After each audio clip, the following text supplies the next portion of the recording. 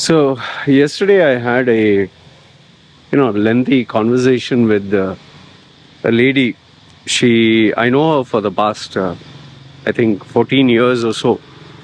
When I was in Dubai, she used to come for my training program, and I was a kind of a mentor. So I've known her for all those years. Obviously, when I came here to Thailand, I didn't keep in touch as regular. But she is someone who I definitely trust and whose opinions matter. So she was telling me that I asked her, like, when she said hi and all that. So we started to chat and, just brushing up on good old days.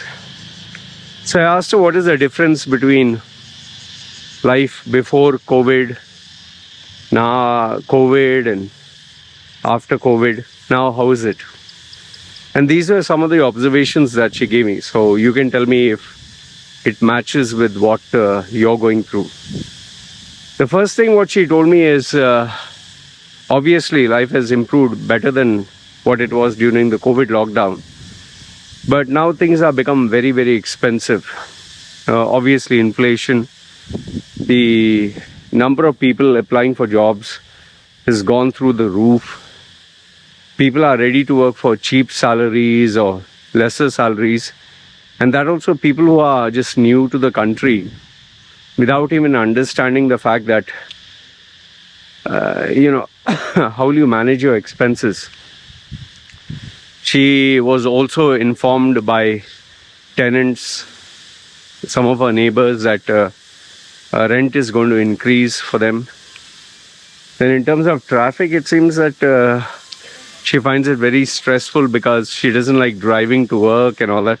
So bumper to bumper traffic, and and she's saying people are just driving like crazy. I guess ladies don't like traffic very much. But she said that where normally a journey would take half an hour, now it takes more than 1 hour, or sometimes even more than that. People are very impatient. She also stated that her friends who stay in another part of Dubai, near the marina and meadows and all those places, it seems there's an influx of a lot of Western expats, mostly Russians and Ukrainians, and she's like, it's literally like you're staying in a new neighborhood. She's saying before they were mainly family people. Now there are a lot of these new faces, and most of them you don't recognize who they are. I did try to get one of my friends who stays near the beach to ask, how is it? We didn't have a lengthy conversation, but he said, the beaches are crowded.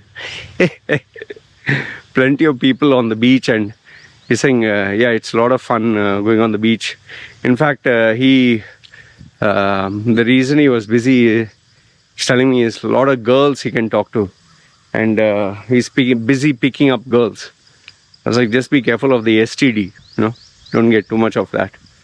So a lot of girls, and most of these girls, they don't mind talking to you, and he's busy having his fun. He goes for a lot of parties, and he is one of those wildcats. Then a DJ guy who I know, I asked him how was it. He said he's being booked for a lot of sessions. Payment is still in question because he's not one of the hi-fi DJs, but he's saying that, I get a lot of gigs, been very busy. But the main focus obviously for a DJ is, if you're playing in a place, they want an audience. They're not calling you because they like you. When you come, do you bring in good business? Hotels are springing up. Restaurants are springing up. One other client of mine who regularly goes to malls, especially for eating out. She loves to eat out at the shopping malls. So she's saying that She can't even get place sometimes. So it's packed jam, it's super busy. Always when you go there, she said before it was like you'd see the Filipino staff or whatever standing out and trying to welcome people inside. Saying now when you go there, almost everyone is full. And sometimes it's even hard to get a table, especially during lunch hours and, when office itself takes a break. Then, this one was a major one.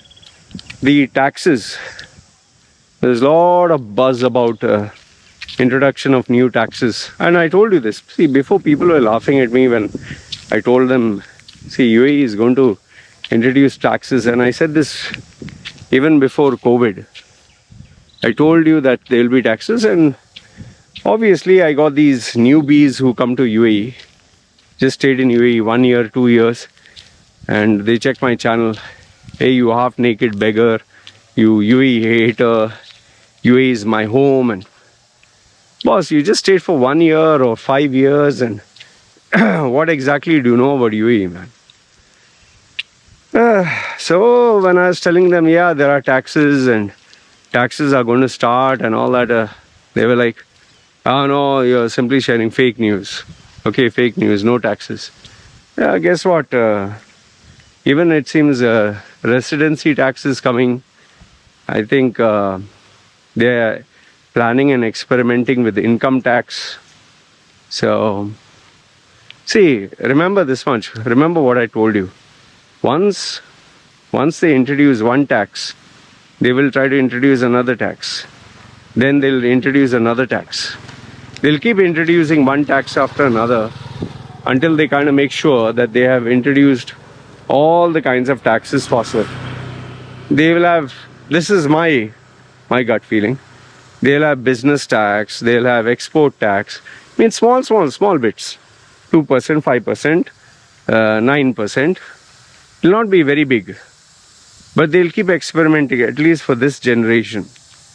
Next one, we don't know what will happen after the next 50 years. But now they'll start 5%, 3%, 9%. They'll start business tax, export tax, import tax, luxury tax, residency tax. I don't know. They'll have income tax, they'll have family tax, they'll have hospital insurance. Salik will increase. I told you, Salik will increase more and more. Fines, get ready. Dubai will be a very fine city. They'll have plenty of fines. Because obviously the cops have targets, no? See, when the cops have the meeting, they sit together. It's a business. You need to understand, it's a business. The country is a business hub. Yes, it provides you with exceptional facilities. Actually, even this road, this one, it takes money to build it. It takes money to maintain it. And Dubai offers you the best roads, the best electricity 24 hours, safety, police, ambulance. So obviously they need to pay money for all this. And Dubai loves to show off. Most expensive cars. They have a Rolls Royce, which is part of the fleet. They have a Bugatti, which is part of the fleet. All those cars take money to maintain, right? You think it's for free? Then they come out with all these grandiose visions. What are the visions? Flying taxi, what do you say, cops on, flying, what do you call that, like drones and all that stuff. All that costs money. And now Sheikh Mohammed is busy sending guys to the space. From where that money comes? You think the money comes from tourism? You think the money comes from oil? No. They invite you, come, stay in Dubai, come stay in Dubai. Here, you're on this visa, green visa, purple visa, talent visa.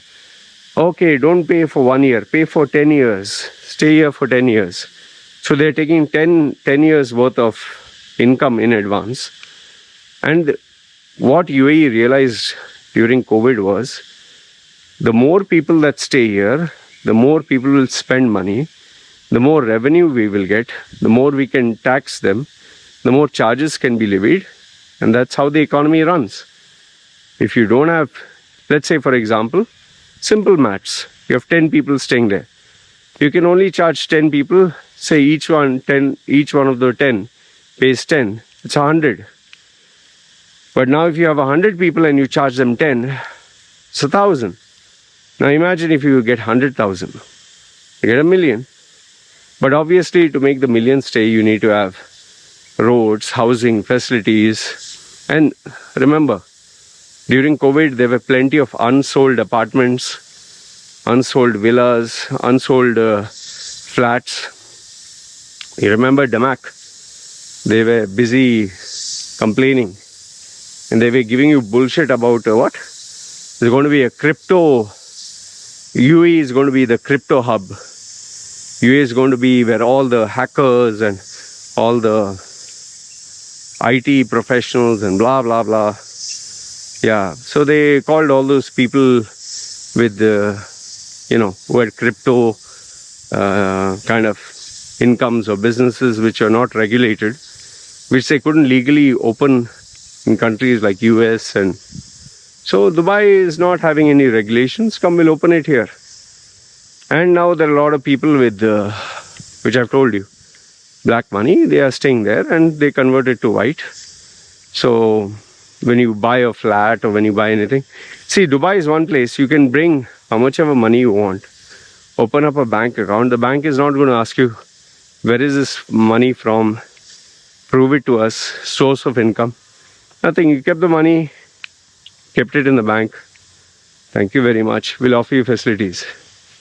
The only thing which they want is just don't do anything illegal here. Open a business somewhere. And by the way, one of my friends is a PRO. He tells me, oh, people are ready to pay good amount of money. Just make sure I have a business set up, I have the visa set up, I have this thing. Most of the people who are setting up their businesses or taking the business card, they'll put managing director, MD, CEO on their business card. They take one of those free zone visas. Russell Khema is the cheapest as of now. I don't know if a new cheaper one has come. I get sometimes these emails. Set up your business, hassle free. In Dubai, my friend who went to set up his business, he said he went in, registered. By the time he came out, just imagine, he went in and came out. By the time he came out, he received the SMS, his business has been set up.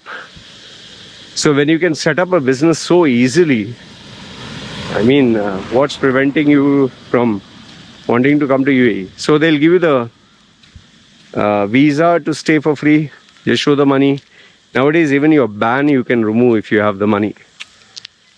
Everything comes down to money. Spend, stay here. So when you stay there, then you set up business. Again, they make money. Then they'll give facilities. Again, they'll charge you money. Then obviously you'll want to apply for a visa. That also they'll charge you money. In fact, some of the funny bits is just for a table space. They charge you money. And they'll give you packages. Okay, with the telephone, with a virtual assistant, with an office space. And best part is, it's all namesake. You go to the office, there's nobody there. Just that table space and all that.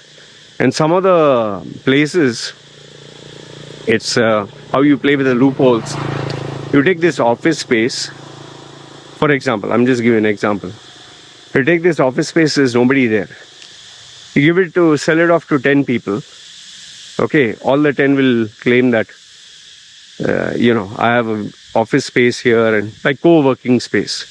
So one office, 10 tables, each one represents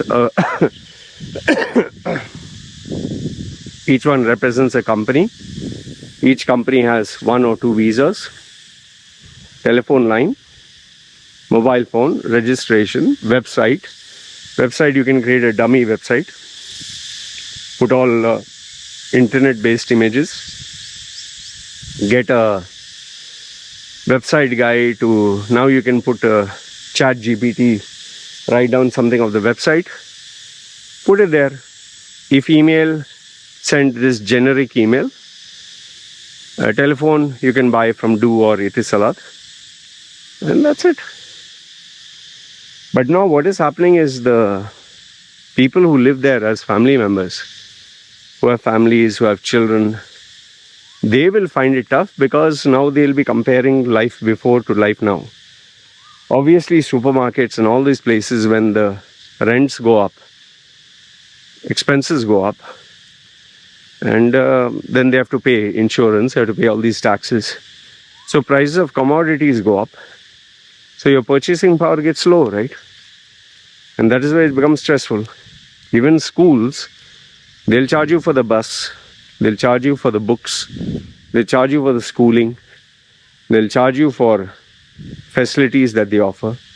And school is not cheap. I remember during my days, the school bus from Sharjah, where they used to in Ajman. My school was in Sharjah. It was Sharjah Indian School. We used to pay 60 dirhams, 60 for the bus for a month. That's 2 dirhams per day.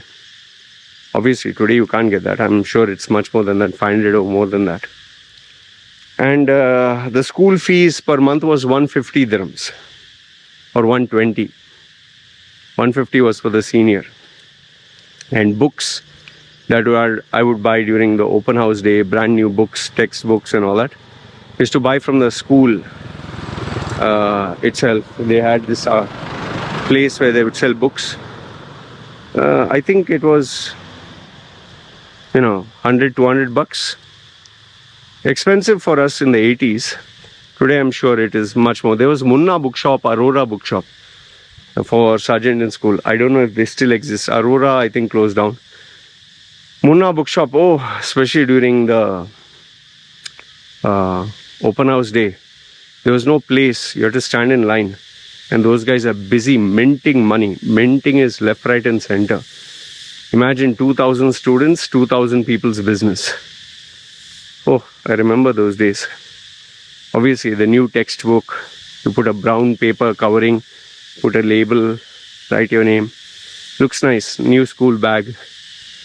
But after 2 months or 1 month, all the textbooks are frayed and namesake textbooks. So yeah, school is also a big business. And then obviously, trying to live your life in this modern era, you have to go out to eat food, you have to go out for shopping, you have to go out with your family. Movie theaters also become expensive, it's no longer cheaper. And when you go to a shopping mall, you will spend. Restaurant, cinema, friends, shopping, bargains, sale. Yeah, so life goes on. I think the biggest headache people are facing right now is the traffic. That is number one, very stressful. Now obviously Ramadan is coming, so that will be another stress stress stimulator. You'll be stuck in the traffic where before used to be stuck 1 hour, now it'll be 3 hours. Obviously when they break their fast, there's no traffic. People are going to have road rage. And then second one is inflation. You'll have to pay more money for the same goods. Then introduction of new bills, maintenance bills, security facilities, then building, piping, this, that. They'll simply give you all additional expenses. Before, when you purchase a property, they told you no, one-time payment. Now you'll pay slowly, this fee, that fee. Then I think your biggest concern will be when you renew your contract. And then, then obviously the number of people who are coming searching for jobs, the tourists who are coming there, the new people who are coming to stay, which will make traffic congestion really bad. Traffic will be a major killer and stress enhancer. And then, yes, obviously the other things that come with it is, trying to live your life, a very busy life. Every day there is something or another. So, new challenges. And I think finally for the people who are getting jobs, yes, that'll be nice. But for the ones who are already, who have a job, it'll be difficult for you because now you're getting people with lesser salaries who are ready to work. out of desperation. So you will start looking out for other jobs, but you will not get any job offers which match your expectation and experience. So then the question is, what do you do? Big challenges. And I think the indirect effect of all this is stress on the health, stress on the mind, stress on the lives of people. You'll just wonder, like, what the hell, man? It's like, is this a life? But yeah, days will just pass by. Like, just imagine, this is the month of March. Can you recollect from January till now how fast days pass by? You'll not even be able to fathom that. So yeah, health will be a major point of concern, and that's how life goes. But at the end of the day, Dubai is a place where you can make money, and the proof of that is the demand for Dubai.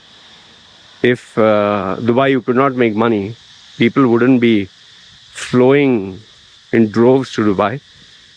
And because they are flowing there, UAE is encouraged to, for this good demand, let's charge them money. This registration fee, that fee, this tax, that tax.